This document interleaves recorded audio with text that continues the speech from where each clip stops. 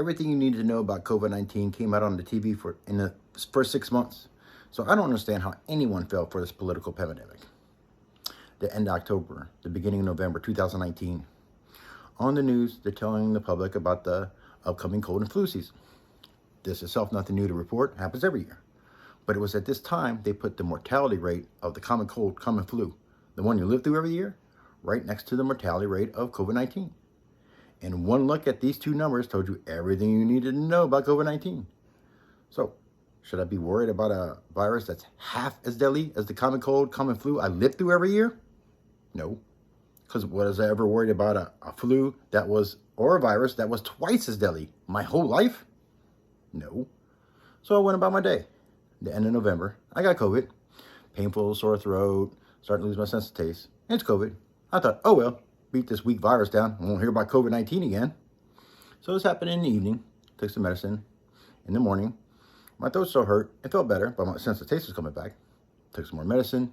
By afternoon, my sense of taste was back. I had like a sore, scratchy throat. Took some more medicine. That evening, totally gone. 24 hours, your horrible virus was easily beaten by somebody with a healthy immune system and cold medicine. The end of March, the beginning of April. This was the first time I seen one of the commercials telling the public to put paper and cloth mask over their mouths to stop viruses. And my jaw was on the ground. I couldn't believe what I was seeing. I know this is bad information. And I wondered to myself, who would possibly want to pass out bad information to the public? And the reason why I know this is bad information, because of all the classes I took in the Navy about breathing apparatuses in aviation, fleet, and Seabees, a class that anyone could take is the OSHA 40-hour course. Now, in this course, you will be taught what masks do.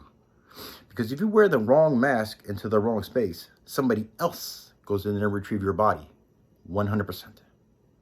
And because I took this in the military, they show you military examples.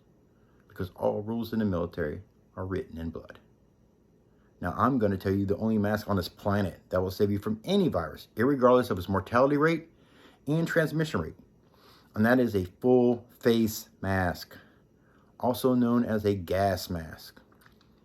And this mask would have to have a specialized cartridge specifically designed for biological war. These are very expensive and have to be changed out every 8 to 12 hours depending on exposure. And you'd have to wear that mask 24 hours a day unless you had a clean room to take it off in. And you would have to be able to live in said clean room.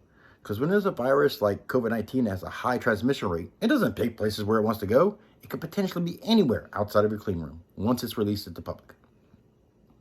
So, now you know the only mask that will save you from a virus. In case you missed it, now you're about to find out why that's true. April 2020. A group of doctors got together and made a commercial trying to educate the public so you wouldn't fall for this political pandemic. It stated the following. This is a medical fact. Throughout your lifetime, over 92% of all the colds and viruses that you will get will be through eye absorption, not through breathing it in. Your lungs have an immune system. Your eyes do not. So if you've seen somebody walking around with swimming goggles on that were wet sealed before they put them around their eyes, now that person is truly over 92% safe from all viruses in the world, as long as his immune system was strong enough to fight them off. And lastly, pandemic. This word actually has a definition. In order for anything to be a pandemic, it has to be a whole number, which is COVID-19 is far from being. So this last commercial came out May 2020 from the CDC, the Center of Disease Control. It stated the following. There's never been any rule. But historically, in order for anything to become a world health pandemic, the mortality rate had to be between 4 and 8%, which even 4 is an extremely high number compared to the mortality rate of COVID-19, which is in the thousandths of a percent. That's 3 decimal places to the right of 0. So this has never been a world health pandemic. This was from the start and continues to be a political pandemic.